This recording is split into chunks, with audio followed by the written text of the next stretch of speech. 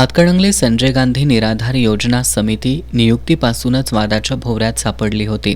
समिती नियुक्त करताना खासदार गटानं अन्य सहकारी पक्षांना विश्वासात घेतलं नसल्याचा आरोप झाला होता. परंतु तत्कालीन मुख्यमंत्री एकनाथ शिंदे यांनी खासदारांना बळ द्यायचं म्हणून या नियुक्तीवर ठाम राहिले. त्यानंतर विधानसभा निवडणुकीचा कार्यक्रम जाहीर झाला.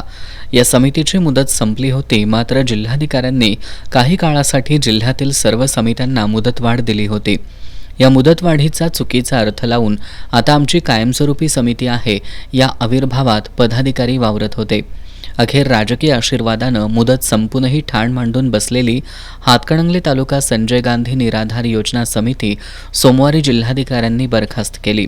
जिल्हाधिकाऱ्यांच्या अनपेक्षित आदेशामुळे प्रकरण मंजूर करतो म्हणून भोळ्या भाबड्या निराधार जनतेकडून पैसे घेतलेले दलाल अस्वस्थ झालेत. दरम्यान विधानसभा निवडणुकीत ज्यांनी महायुतीच्या विरोधात प्रचार केला त्यांना शह देण्यासाठी ही समिती बरखास्त केल्याचा आरोपही होतोय.